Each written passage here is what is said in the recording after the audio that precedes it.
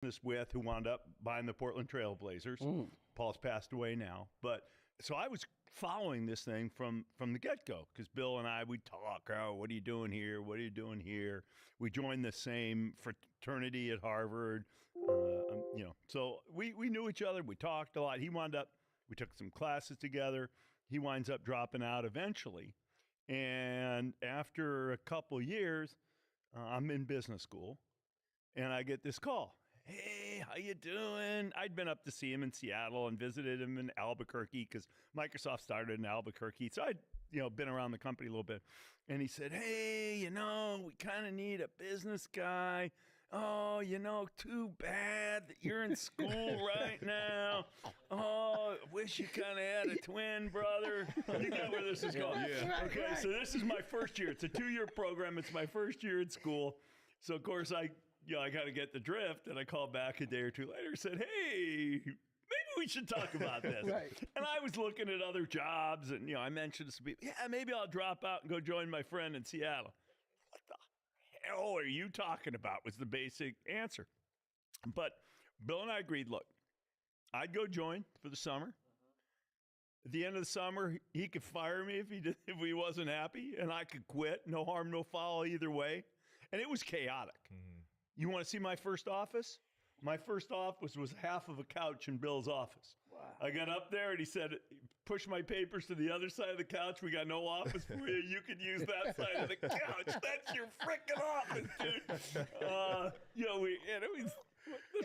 The team wasn't all that good. I said to Bill after a month and a half, I'd been there less than a month. And, I said to Bill, we need 18 more people. We're 30 people. Oh, I didn't get you to drop out of business school to bankrupt this company. So we're living together at the time. Yeah. And we're not talking. I'm literally living in his house, and we don't talk for 3 or 4 days. And finally, we because he and I kind of grapple like that. So it's a zany time. And, I remember we went out to dinner with his dad, and, I said, I think I should go back to business school. I didn't drop out of business school to be the bookkeeper of a 30-person company. Right. Steve. And Bill's dad is 6'7" and kind of an imposing figure. It was like having the muscle in the house. And, he said, we're going to put a computer on every desk in every home. I said, okay. Bought a house, and then we took it from there. Did y'all know y'all had something special, though? I would say we had belief, but we never had some big forecast. Mm-hmm. There was a time when the guy who ran Intel, because all of the software runs on the Intel processors, the CEO of Intel said, within a few years, we'll be selling 100 million, PCs a year. And Bill and I looked at each other. What the heck is that guy smoking? This isn't going to happen. But we invested like it was going to happen, but we never forecasted like it happened. So what happens then? Mm-hmm. Well, you keep your costs down, and then boom, then you get to 100 million, and it's like, you got a little jack to party with that way. I mean, that's why Microsoft is, I would say, a key reason why we got as profitable as we were. So y'all did have something special. Y'all knew it. But we believed. We always said, you're going to bet long term. We're just going to be hardcore. We're going to be the guys who just put the pedal to the metal. Bet. And because we were basically always profitable, we didn't have to worry about, I mean, back then you didn't have to build factories or data centers. In the old days, what was software? Right. You chip somebody first a disc or a tape or a CD, You're old enough to remember CDs. I definitely am. You're old enough to remember CDs. Don't give me any BS here, boys. That's funny. So was there any point where you guys was just like, you know what? We've taken this thing only as far as we can take it. We don't quite think it's going to be what we think it's going to be. Did you guys ever get to that point, or is it just like, we don't care, we're going to make this thing be successful? Yeah, we never had the moment of doubt. No doubt. Look, there were times, I don't know quite whether I should say this or not. Anyway, I'll slightly edit it for commercial purposes. We're screwed. We're golden. I think you got the small edit there for young audiences. We're screwed. We're golden. We'd done this in class one time. Oh, the world's falling apart. Oh, but we never really had some gut check moment. Like, is this thing really going to fall apart? The only thing that was was in about 2000-ish, 99. Federal judge ordered that our company be broken up into two pieces. That was like, shit. It's not fair. It's not right. How can they be doing this? This would be bad for the company. Eventually, that got turned around, through another court. But that was the, we had one other moment. We were working with IBM. IBM's a company nobody gives a damn about pretty much now. But IBM was dominant. Well, I mean, come on. If I asked you what IBM did, could the three of you answer the question, what do they do these days? No, I have no idea. I couldn't tell you Exactly. that. That's what I mean. idea. They're still around and all that. But back then, they were it. They were dominant in computing. I mean, literally, they probably sold 70% of everything that got sold. It was, big. And we were their partner in the 80s. And then 1990, they turned the gun on us. I was out with my wife, and I stopped at a hotel. We were out for a run, and we stopped, and I pick up the paper, and it basically said, IBM's firing us. It's like, whoa, shit, we're in trouble now. Whoa. It's like, okay, we can do this. We can, oh my God. We call them the bear. The bear's going to stop us now. We've been talking about riding the bear. Get on the back of that bear and ride. And all of a sudden, boom, the bear's coming after us. Anyway, you asked for a couple of examples, Pete. I'll give you those. I love it. But I know you. I remember you mentioned the software was kicking off, and the software was super successful. But if I'm not mistaken, it was the hardware that really started to boost the company with the Xbox 360. The hardware gives the shine.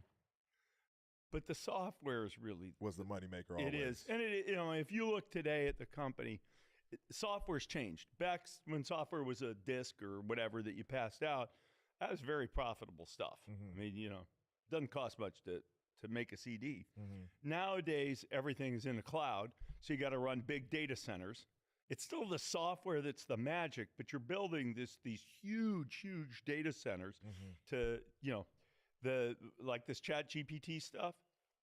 Microsoft built a custom data center someplace in Iowa to help the ChatGPT guys get going on this stuff, because and that form of hardware you don't see, not like the Xbox. Right. But the thing that the consumer relates to, it's always the hardware. Yeah. Doesn't matter whether it makes all the money or not. It's what the consumer, really groks. Yeah. Got it. So, Steve, after you're done with Microsoft, you mentioned you were a Pistons fan growing up, but walk us through the first moment where the possibility of purchasing an NBA team, specifically the Clippers. Talk about how the story on how that happened and what was going on in your mind at that time. Can I give you a little bit of history before that about buying a basketball team? Paul Allen, my buddy from Microsoft, he buys the Trail Blazers in the late 80s. And Steve, this is fun. Steve, you got to do it. You got to buy a team. Come on, Steve. You love this, Steve. And, it's not like Paul was an athlete either. So you get two guys who basically never made a basketball team.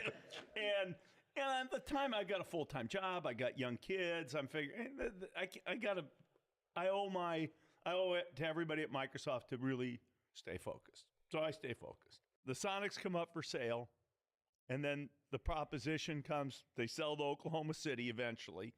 And I'm saying, I don't want to buy, I still have my job. But then, it's real. They might leave town. Can we help build an arena that keeps, the Sonics in Seattle? And it was too little, too late. The guys at OKC, kind of had made they had tried. Clay Bennett, who, the governor at OKC. Chairman. He calls himself governor. The governor down there had said, hey, look, I tried to keep the thing in Seattle. They move it. So, I'm out. Then, about, I don't know, it must have been 2013, I'm still, running Microsoft, and the Kings come up for sale. And there's a Seattle guy they don't come up for sale. There's a guy from Seattle who lives in San Francisco, but he wants a team back in Seattle. So he talks to the guys who own, at the time, the Kings, the Maloof brothers, into selling the team. And we're going to move him to Seattle. We're going to move him to Seattle. The problem is the league doesn't want to move him to Seattle. We're going to move him to Seattle. And they accept our bid. And we go to the league, and, there's another group locally who wants to keep him in Sacramento. And the commissioner basically says, hey, you can buy the team if you want to, but you're keeping him in Sacramento. And I'm working, and, so I say something I probably shouldn't say. You think I'm going to fly to Sacramento, California for a game? I'm not doing it. He said, then you shouldn't buy the Kings. So this is while I'm working. So then I retire at early 14. And first thing I do, literally within 2 weeks of my last day at Microsoft, I fly to New York to meet with Adam Silver, who's taken over now for David Stern, and with Roger Goodell. Because I was also a football team manager in college, too. I like football. I don't follow it anymore the same way I used to. But anyway, I say, hey, I want to buy a team and bring it to Seattle. And Adam says, well, we don't want teams to move anymore. We saw what happened with Seattle move. We really want these teams to stay. But the Milwaukee Bucks are up for sale. And so I fly to Milwaukee. I don't tell anybody. I fly to Milwaukee for one of their last games of the year, this 2013 season. I drive all around the city. What would it be like?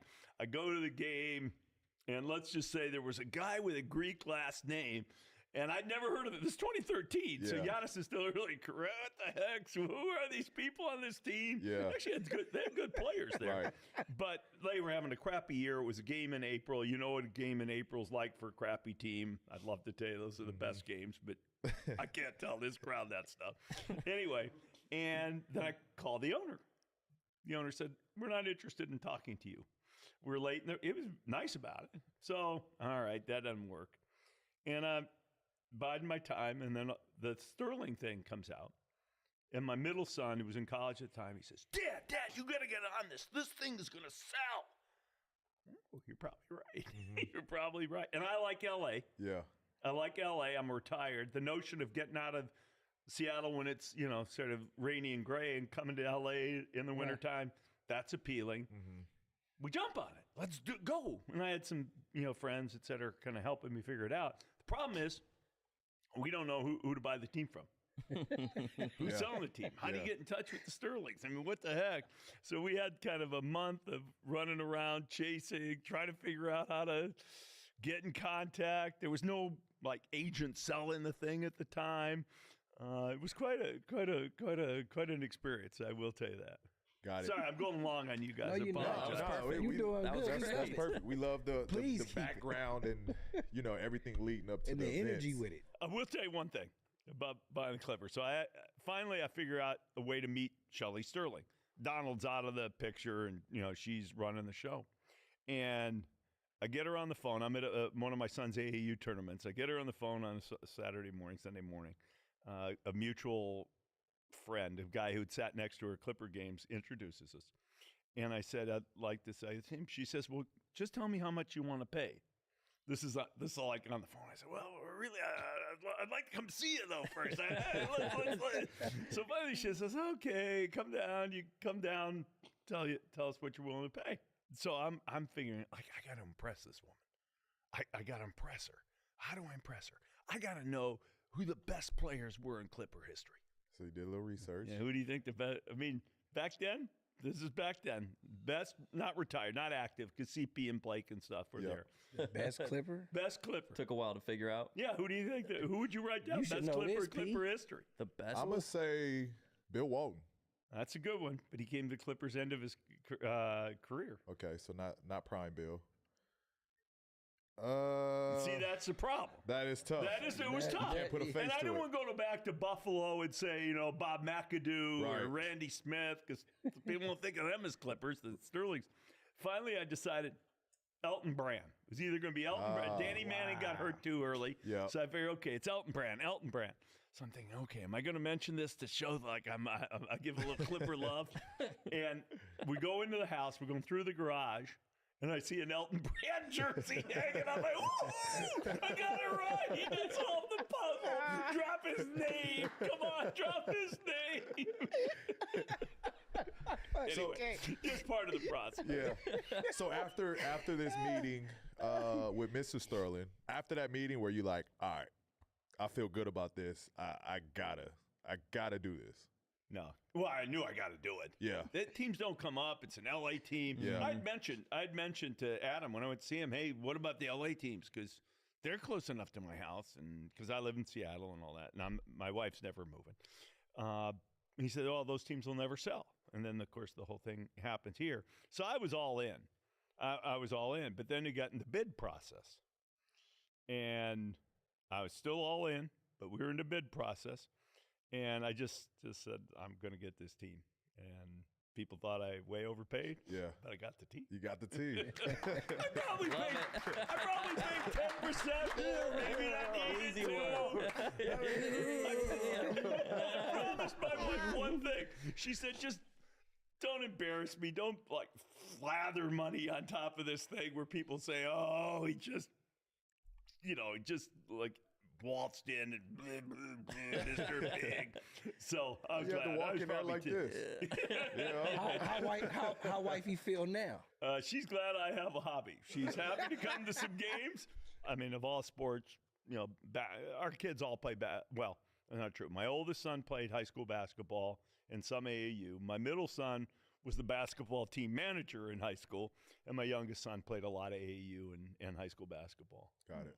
I know when the trade went down, I was in Vegas at the time, and it's crazy enough when the trade happened. It was during the big earthquake that happened in Vegas, and I like to say that I had a little bit to do with that earthquake. With that trade going down. He loves it. All right. But no, I remember when the trade went down and I was officially a Clipper at that point. And I'm in Vegas and I had to celebrate. I had to go out. I bought cigars for everybody. I might have bought like 20 cigars, even for people I didn't know. I was just passing them out in my section. But I went really hard that night, and I think Lou Will was in Vegas at the time. Pat Bev was in Vegas at the time. I remember actually seeing some social media. Yeah. But for me, it was because I was a childhood Clipper fan, and so it just hits different. I don't know if people really recognize when you get a chance to play back home what that means. But I say that to say, when your first day as an NBA owner or governor for the Los Angeles Clippers, like, do you remember what that first day was like? Oh yeah, I do. Well, I remember. It turns out it's kind of complicated to transfer $2 billion. So I had to learn what that really meant. I was standing by a lake in Montana trying to get wiring instructions. But anyway, put that aside. The first day I really think of myself as owning the team. Yeah, that sounds like a head scratcher. For the first time, I came down to meet, because you're not allowed to talk to anybody, meet anybody. The NBA has rules until you, like, the deal's done, deal's not done, because some stuff happened that they didn't like a few years back. Because of the weird state of the Clippers, they had let me talk to Doc, but that was it. Mm-hmm. So, okay, this was going to be my first real thing. I was going down. We're going to have a dinner with some of the players, with Doc, with me. And I was nervous. Like, what the hell? Yeah. Okay, this is what I wanted, but shit, what am I supposed to say? How's this going to go? And I'm not sure, guys would have known. I was probably a lot more nervous than any guys on the team who were there at the dinner. And so we sit down, and of course it goes fine. But I remember Matt Barnes was there, Jordan Farmer was there, CP was there, DJ I think was there, Blake was there, Jamal wasn't there, and Jamal I knew Jamal. He was on the team, but I knew Jamal from around Seattle. But things went okay. But it's kind of like, let's break in the new guy. Yeah. Hey, Steve, you should buy us a plane. Hey, Steve. oh, okay. Yeah. I'm just taking it all in. But I also knew, because of the circumstances of buying the team, I'm not screwing with anything up front, and shouldn't have. It turned out that was the right thing to do. But you know how a lot of owners seem to want to come in and, bold moves right away. And I just said, no, okay. Well, right. I thought I was born on third base. We had 3 All-NBA guys when I bought the team. Blake, CP, and DJ had all made the All-NBA team. And, Doc had, navigated the team through this stuff, a great coach. And so I just said, I can go slow, figure it out, learn what my job is. I'm not a, quote, I may love basketball. That does not make me a basketball guy. I don't want to be the guy who comes in and says, hey, I saw this run in the Pee-wees. Let's run this play. Or, hey, we ought to trade for, Joe Schlabazl on this team because, I saw him play once and he hit a 3 that I thought was really impressive. I didn't want to be that guy. So it took me a while to learn what the job is, what my job is versus the job of the head of basketball, the head coach, the superstar players, et cetera. Mm-hmm. How quick was that separation of like just being a fan of NBA players, being a fan of the game, and then now you got to gear all of that towards just one team. Like how quick of an adjustment did you have to make? Yeah. How quick did I have to? Yeah. And how quick did I want did you to? do it? Yeah. Even faster. I mean, I wasn't an NBA fan. Yeah. I was always a team. Yes, an NBA fan. I always had a team. It's not like I just say, hey, I love all teams. And I'm about, a lot of people are fans of players. I was a diehard Piston fan. Back to the days of Steve Quick and Bob Mix, guys you never heard of who played for the Pistons. I guarantee you never heard of those two dudes. Through the Sonics and but I was a Sonics fan. There was no question. Okay. When they played in the NBA Finals against, the Bulls, I was a Sonics fan. I want to bring up another governor of a team. You're using the right terminology, right? You got it. That's right. Governor. Yeah, I want to bring up, I don't know if you read this before or heard about it, Mark Cuban. Yeah. He recently shared a story how he accidentally messed up a trade because he spoke about at a pickup run. I want to know how P asked you about your first time being the having the team or whatever. I want to know any learning moments you had when you first started. Yeah, I'll tell you one. So our first game was against OKC. I think this is when you were probably still in Indiana, right? Because 2014, you would have still been in Indiana. Yep. So we play OKC in the first game, and I'm going crazy. I mean, Doc kind of calls, talks to me after the game. He says, basically, dude, we've got 82 of these at least.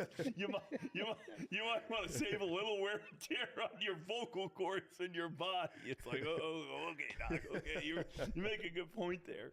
I call that my first learning moment, if you will. Otherwise, you talk like me. Here we go. Yeah, that's two good accents you can do. Two good impersonations. I like the other ones you did with Charles Barkley too.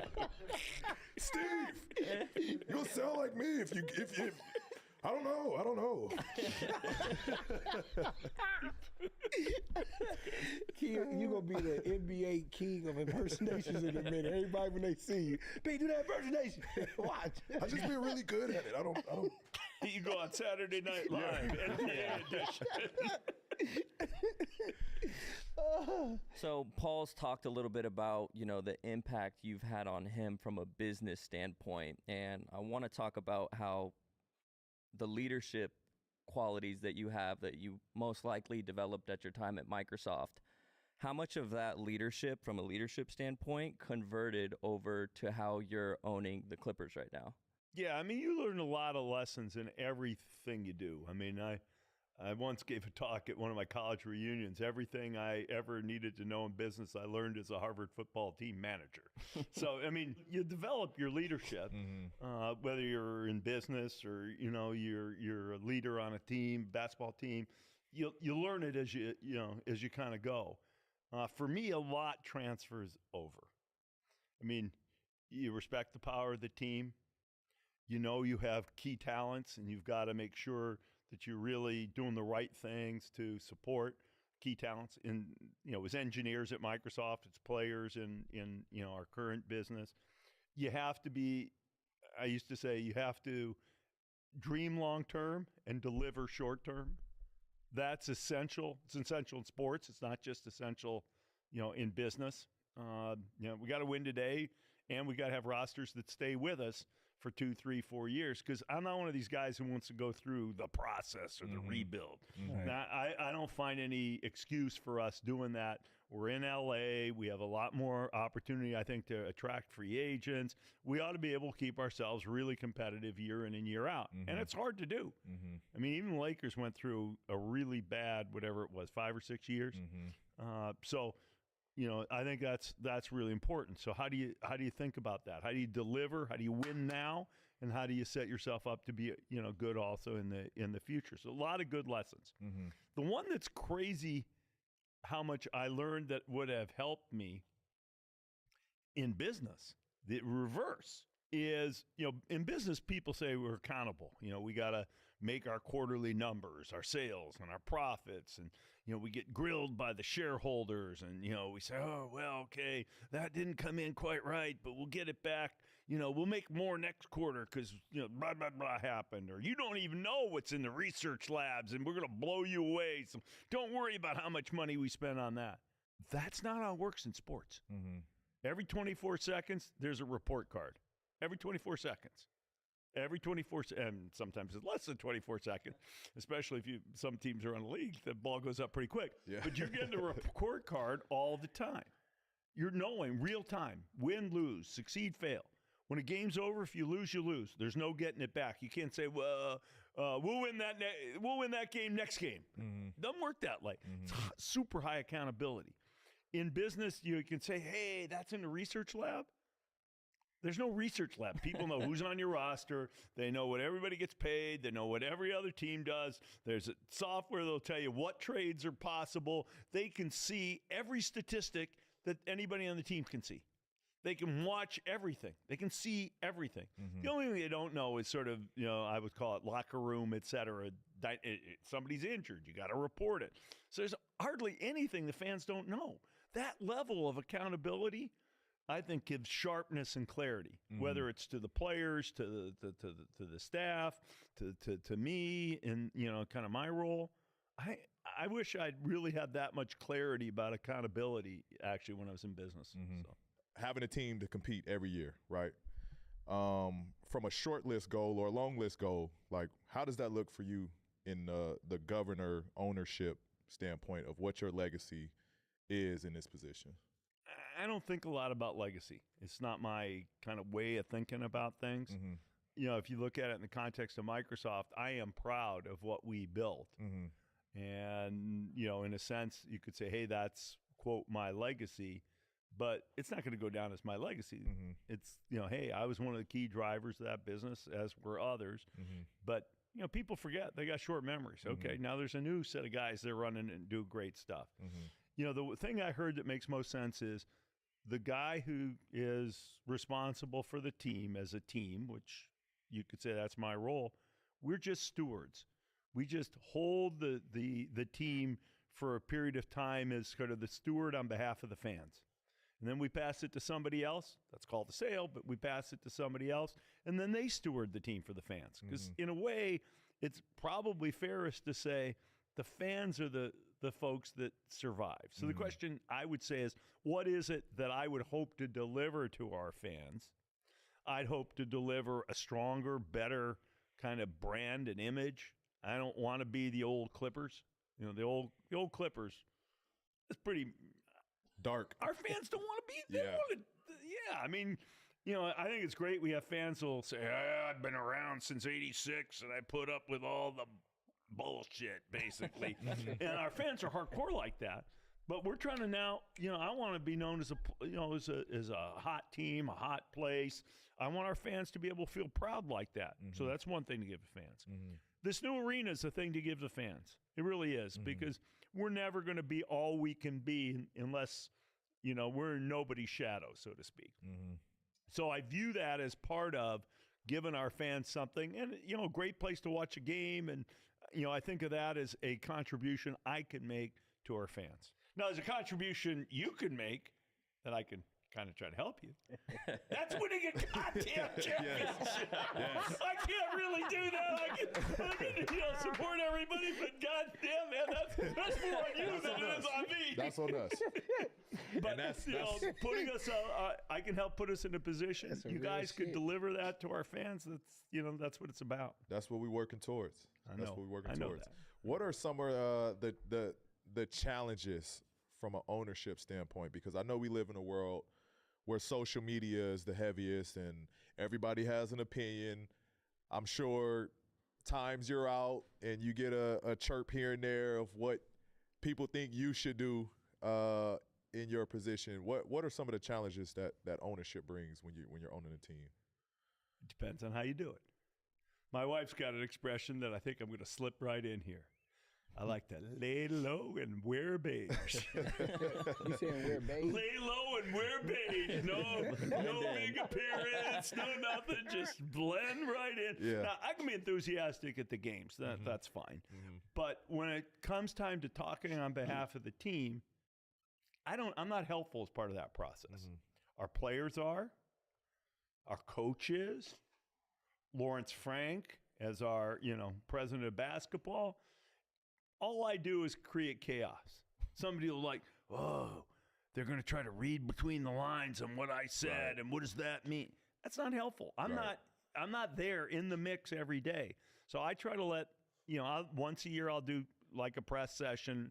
We don't talk about the roster and all that. That's better done elsewhere. So I try not to get in the fray. I mean, look, I read a lot of crap on social media. And there are times where I just, God damn, I just want to say a little something, just a little bit of stuff. Lay low and wear beige. Lay low like and that shirt of yours, it just sort of slides. Well, not with the mushroom thing, but the rest of it, you got that shirt that's not going to call a lot of attention. Yeah. Wear beige. Wear beige. That's my new shit. Wear beige. And chill. Be chill and wear beige. So I at least with media and social media, that's kind of my, I'm not going to grab a journalist at the end of a game. If our PR guys or comms guys want me to do something, sure, I'll do something. It's usually very structured. I'm not going to take some random question. I don't want to do the media interviews where